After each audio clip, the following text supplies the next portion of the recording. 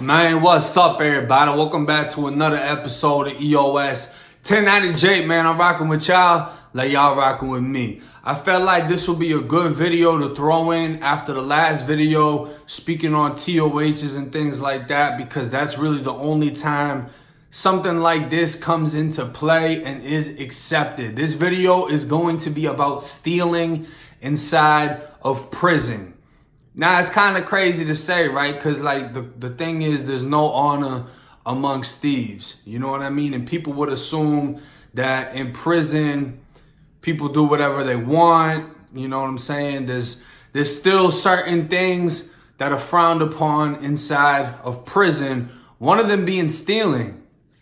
Now, the thing about stealing, you know, because I had someone in my comments before we got into it, he tried to say that robbing somebody was stealing. And I said, no, that's robbing somebody. Stealing is stealing from somebody. They're completely two different things, two different definitions. If you take the fucking time to Google it, you would figure that out. You know what I mean? Define it, whatever you want to do, right? So when it comes to prison, robbery is fair game. Robbery is respected. When you run up on someone, you either threaten them for it, take it from them, whatever it is, it's face to face.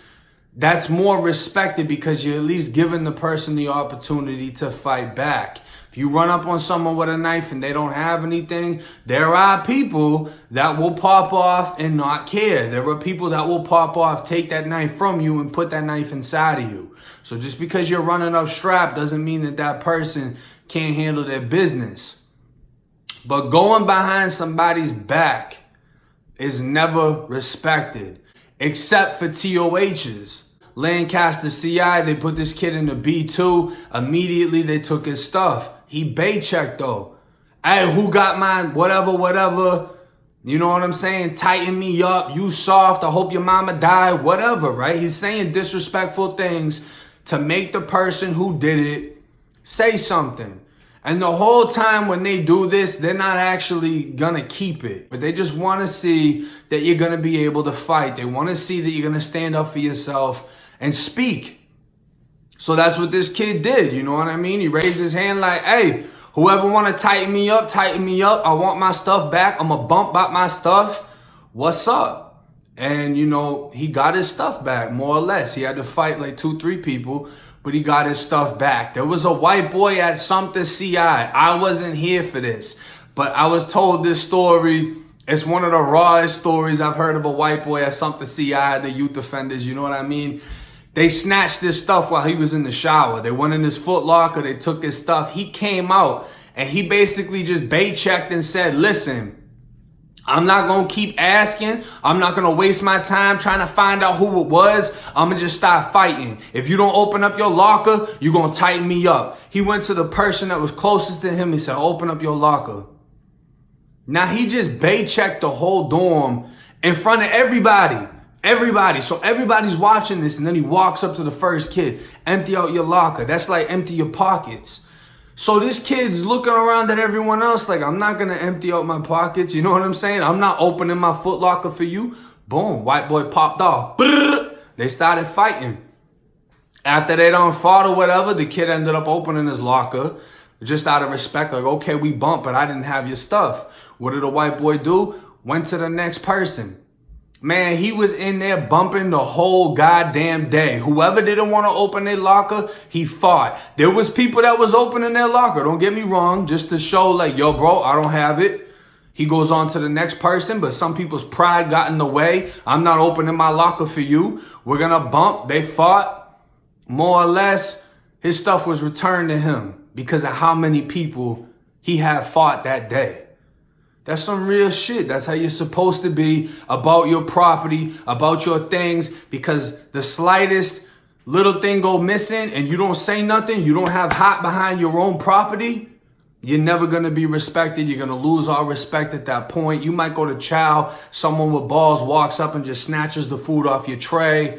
You're going to get treated like a bitch the rest of your bid. So you have to be 110% ready to go about the littlest thing, the littlest sign of disrespect, especially if somebody steals from you. But once again, when they're doing these type of tests, it's not to necessarily keep.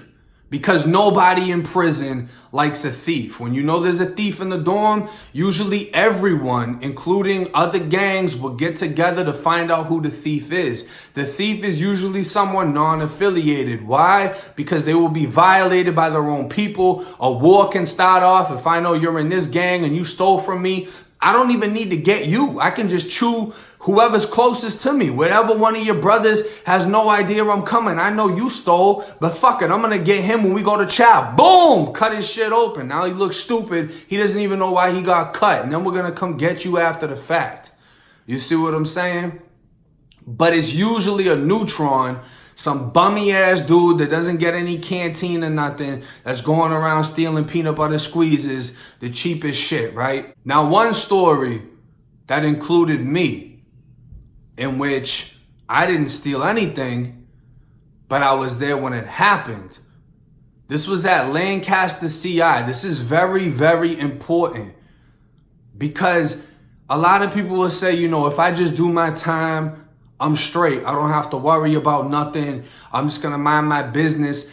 It doesn't always work out like that because situations like this can pop the fuck up out of nowhere. You're not gonna expect it, and you need to be able to handle up.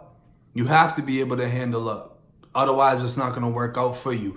If you have any soft tendencies, they're going to be exposed at some point in time. There's going to be a time where you have the option to fight or not. And you need to fucking fight. Me, personally, I didn't want to fight. I wanted to just hit you up. Because I felt like the more people I hit up, the more blood that I'm shedding. I got leaking everywhere. You know what I'm saying? The more people know, the more people hear about me, the more my name is ringing fucking bells. That's what I wanted. So in this situation, I was at the Lancaster CI work camp. I'm in I dorm, which was the 18 and under dorm. And this is a Saturday, right? So the work camp is so small that when you open the door to your dorm, it's a rec yard. Right in front of you. The second you open the door, you're on a basketball court. The left side is the basketball court. The right side is like a podium with benches. You've got a couple of dorms here. You got Q dorm, P dorm, I dorm. There's one other dorm. I forget which one that was. And that was the kitchen dorm. And then you have the chow hall. That's it. It's tiny. It's a work camp. What happens is on Saturdays and Sundays, usually they'll just pop the doors. And you can freely walk out of your dorm. And you know what I'm saying? Go out on the rec yard. There's no cameras here, nothing like that. But it's not really popping off at the work camp because a lot of these kids are soft. If you get into any trouble, your ass is getting sent back to the main unit where it's popping off. This is war over here. You don't want to go to the main unit unless you're ready to just start hitting people up. What happened this day was there was only like 3 people inside the I dorm. There was me. There was somebody affiliated with the Zoes. He wasn't a Zoe. And there was a Neutron. The dorm had 2 sides to it. It's open. You can walk to the other side. The only division is in the middle. That's where the bubble is. So the bubble can see the middle and both sides. The CO has eyes on everyone. But the CO is outside. Because it's open right now. It's a Saturday. You know what I mean? The CO's outside smoking, talking to other COs about redneck country shit. You know what I mean? Mud and trucks. Whatever the fuck they talk about. I don't fucking know. They're probably planning a fucking little clan meeting or some shit. Anyways, when everybody comes back inside before we go to lunch, before we go to chow, we find out that someone's shit got stolen, right? So, you know, I say I was in the dorm because the people that it was stolen from was the Latin Kings. Now, I fuck with them, so I'm trying to help them, you know, narrow down who was inside of there. I'm speaking that I was in there. The kid that was by me, the Zoe, was in there. I didn't know the Neutron was in there. Someone else told them he was in there. But these are my dudes, you know what I'm saying? I fuck with the Kings. They're the ones that gave me the blade for when I splacked Buddy. And, yeah, we trying to figure it out. And this is the important part that I'm trying to bring up, right? When you punish somebody inside of prison for an offense, whether it's stealing, disrespect, whatever, you punish that person. But when you don't know who did it, and you have an idea of 3 people, you have to punish each person. The reason being, if you only pick one person, you don't know it was only him. So you don't know when you flip this kid if he was actually the one that did it. And that can cause an issue, because if this kid's affiliated with anyone, they're going to want to know why he wasn't treated equally. Why did the other two people not get flipped? Why was it only him? You targeted him? All right, we're going to war. So what happened is the Kings stepped to me. They stepped to the kid that was affiliated with the Zoes. They stepped to the Neutron and they said, look, we can't discriminate. All three of you got to fight. Y'all got to fight. One of my brothers, whenever you get the time, whenever we, you know what I mean, find an opportunity that we're not going to get caught, you're going to get in the grid. We're going to bump. It's going to be over with. We don't know who stole it. They knew I didn't steal the shit, but they have to move accordingly, because if they punish the kid affiliated with the Zoes, it could pop a war off with the Zoes.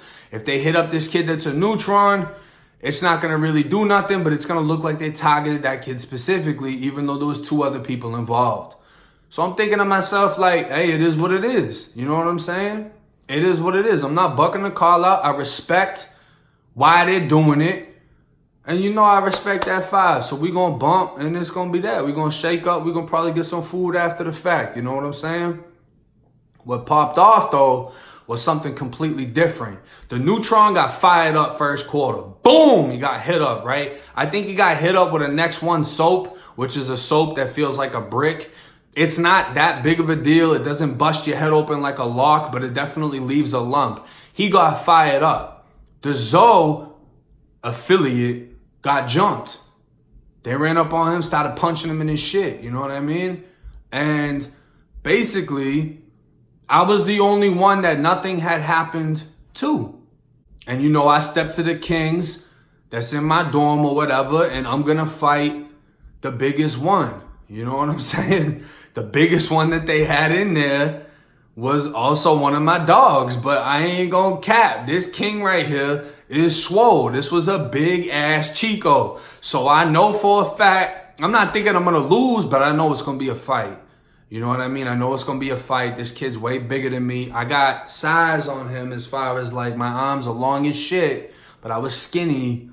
It's gonna be a fight, you know?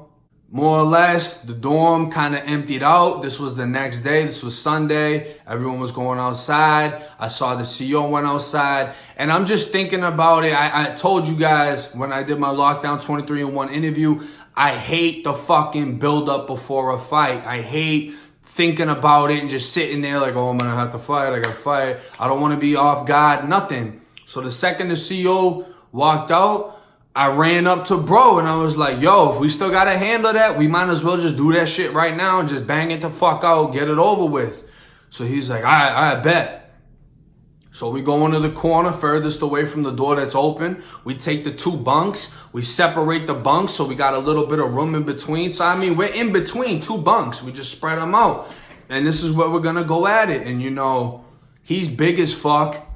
I caught the wall. I'm like, fuck it. This kid's big. I know I'm going to be leaning back. That's going to be a bitch. If I lean back too much, it's like, what the fuck? We're just going to have to run it back.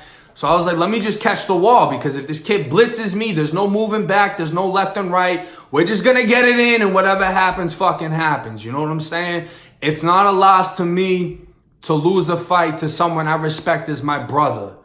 Period. Because we're going to shake hands. It's going to be love and respect. It is what it is. I don't win the fight. I don't give a fuck. That's my dog. If anybody else says something, I'm not even going to fight you. I'm going to hit you up. So boom, we get right. We get in there. We put our hands up right before we start bumping. Troll. The CEO walks in. So me and him immediately sit down on the bunks. And we're both laughing because our adrenaline's pumping. We were just ready to just start knocking shit loose. And the CEO walks in, sits down in the booth. We know we can't do it now. We close up the bunks, you know what I mean? We go outside. We talk to, you know, the head honcho for the Kings. And he was like, honestly, the Zoes ain't saying shit about the affiliate that got jumped. Nobody's rocking behind the Neutron. We're just going to leave it at that. And if anybody has a fucking problem with it, we're just going to slide them, Bloods and Kings. We're just going to flip the fuck out of whoever has an issue with it. Which normally doesn't happen, but they also saw that I took the initiative. hey, I know y'all want to do it. Let's run it. We didn't get the opportunity to run it. It's not worth going to confinement for. So it got squashed and left at that. Them boys knew I didn't steal shit. But it just goes to show you, you don't have to be affiliated with shit. You can just sit. And if something goes missing, you can be one of the people that's to blame. Even though you didn't do it, you still might have to fight. You still might get hit up. You don't know how it's going to play out. Especially if it's like two neutrons and we don't know which one did it. We'll just hit both of you up. It ain't even going to fucking matter. You know what I mean? But hey, it just goes to show, bro. Shit can pop off anyway, anytime, anyhow. Like I say, it's a crazy fucking world. I hope none of y'all have to experience it. It's 1090 Jake, man. I'm rocking with y'all. Y'all rocking with me. Till next time.